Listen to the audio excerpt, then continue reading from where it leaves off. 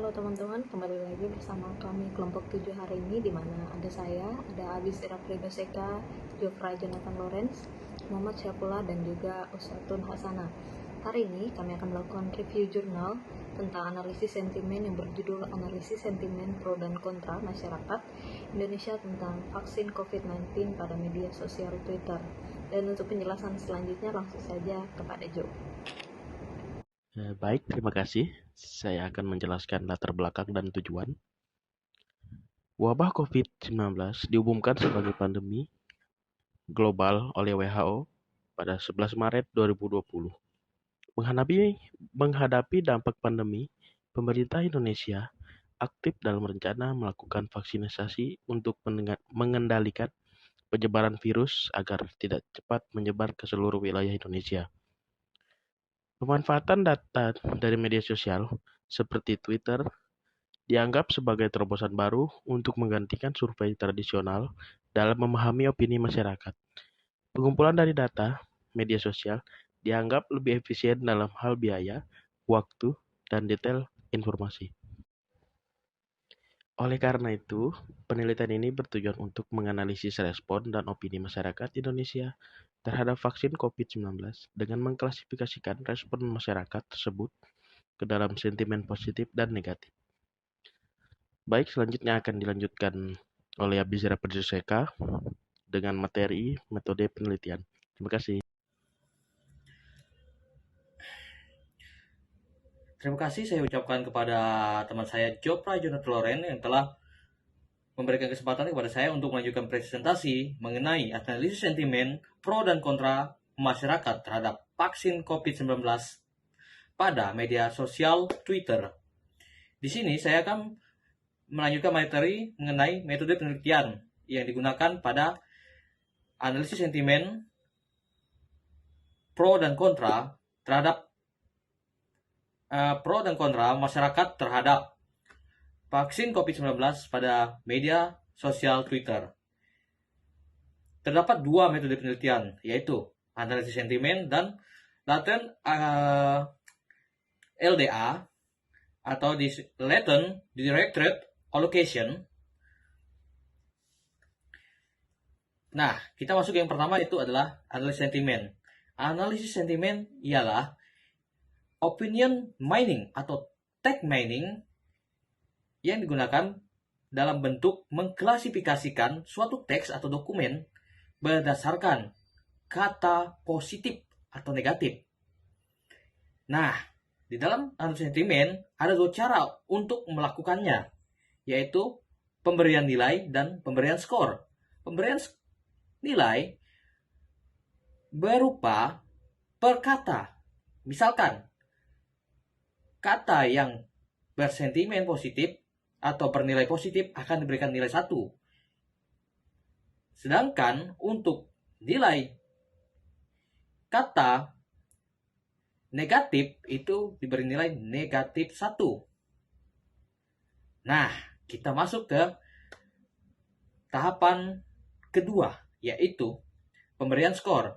Berbeda dengan yang pemberian nilai, di pemberian skor itu berupa kalimat. Misalkan kalimatnya berkalimat positif, maka dia akan lebih dari 0. Sedangkan kalau dia kurang dari 0, itu berarti kalimatnya bernilai negatif atau bersentimen negatif. Sedangkan kalau dia di antara atau lebih tepatnya 0, itu netral. Nah, sekarang kita masuk ke bagian metode penelitian yang kedua, yaitu LDA, Latent Directed Allocation. Oke, kita masuk ke yang kedua, yaitu Latent Directed Allocation atau LDA, merupakan suatu topik modeling paling populer saat ini. Kenapa hal tersebut bisa dibilang gitu? Dia bagus untuk digunakan untuk meringkas atau mengklasifikasikan atau menghubungkan untuk memproses suatu data yang ukurannya sangat besar, di mana dia akan menghasilkan suatu daftar topik yang diberi bobot atau label atau sudah tersusun pada dokumen-dokumen yang kita mau. Nah, ada satu hal juga, LDA itu termasuk unsupervised. Kenapa? Karena data-data yang belum diklasifikasikan akan kita klasifikasikan menggunakan metode LDA atau Latent Directed Allocation. Nah, mungkin penjelasan saya mengenai metode penelitian sampai sini. Materi selanjutnya akan dibawakan oleh teman saya bernama Muhammad Saifullah. Untuk Muhammad Saifullah, saya persilakan. Baik, selanjutnya adalah metode pengumpulan data. Pengumpulan data respon dan opini masyarakat Indonesia terhadap vaksin COVID-19 dilakukan dengan menggunakan teknik web scraping pada media web Twitter dengan bentuk tweet. Kata kunci yang digunakan untuk menjaring respon opini masyarakat terhadap vaksinasi COVID-19 dalam proses web scraping tersebut adalah menggunakan dua kata kunci, yaitu vaksin COVID dan vaksinasi corona. Selanjutnya ini adalah metode persiapan data. Metode persiapan data ini ada dua. Yang pertama adalah penyaringan data atau filter data. Yang kedua persiapan data atau processing data. Baik, selanjutnya adalah metode analisis data. Analisis yang pertama adalah analisis sentimen. Kegiatan mengklasifikasi pada penelitian ini dilakukan dengan metode leksikon basic atau berbasis kamus positif negatif. Lanjut, yang kedua, mengkelompokkan opini masyarakat. Pengelompokan opini masyarakat di media sosial Twitter dilakukan dengan menggunakan metode Latent Directed Allocation atau LDA. Baik, selanjutnya akan dilanjut oleh Uswa. Baik, di sini saya akan menjelaskan hasil dan pembahasan. Hasil dan pembahasan.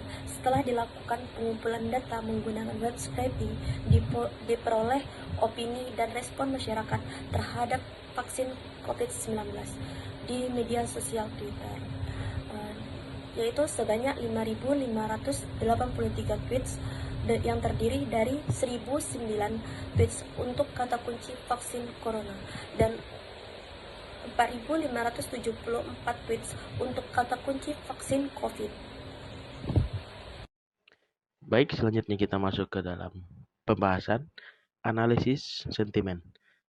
Tabel 1, jumlah dan persentase respon publik terhadap vaksin COVID-19 berdasarkan jenis sentimennya. Pada tabel 1 di atas, terlihat bahwa masyarakat lebih banyak memberikan respon yang bersentimen positif dibandingkan dengan respon yang bersentimen negatif, yaitu sebesar 29,6% dengan jumlah 1.461 respon dan 23,6% dengan jumlah 1.167 respon. Jenis respon atau tweets masyarakat yang bersentimen netral mempunyai arti bahwa tweets masyarakat yang diperoleh tidak hanya terlihat dari tweets masyarakat yang menyatakan apakah mereka pro atau kontra terhadap wacana vaksinasi tersebut, melainkan dengan juga banyak respon masyarakat lainnya seperti pengetahuan, harapan, atau pendapat umum mereka. Lanjut, analisis sentimen pada tabel 2. Kata kunci yang sering diutarakan masyarakat berdasarkan jenis sentimen bisa dilihat pada tabel 2, menunjukkan bahwa respon masyarakat terhadap wacana vaksinasi ini sangat beragam. Respon positif masyarakat didominasi oleh pernyataan mendukung dan percaya terhadap wacana vaksin yang dilakukan oleh pemerintah, meyakini bahwa vaksin ini sangat penting untuk bisa memutus mata rantai penyebaran virus corona. Pada kata yang bersentimen negatif yang sering diutarakan masyarakat, terlihat adanya kekhawatiran wacana vaksin yang dilakukan oleh pemerintah. Terlihat dari kata-kata yang sering muncul, seperti tergesa-gesa, terburu-buru, takut, dan meragukan. Pengelompokan opini masyarakat. Pada tabel 3, topik pembahasan yang dihasilkan model LDA.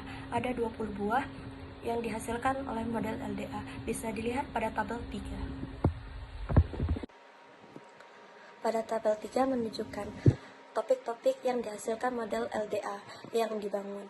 Dari total 20 model LDA awal yang dibangun, jumlah topik sebanyak 20 buah mempunyai rata-rata nilai topik coherence yang paling tinggi dibandingkan model jumlah topik lainnya.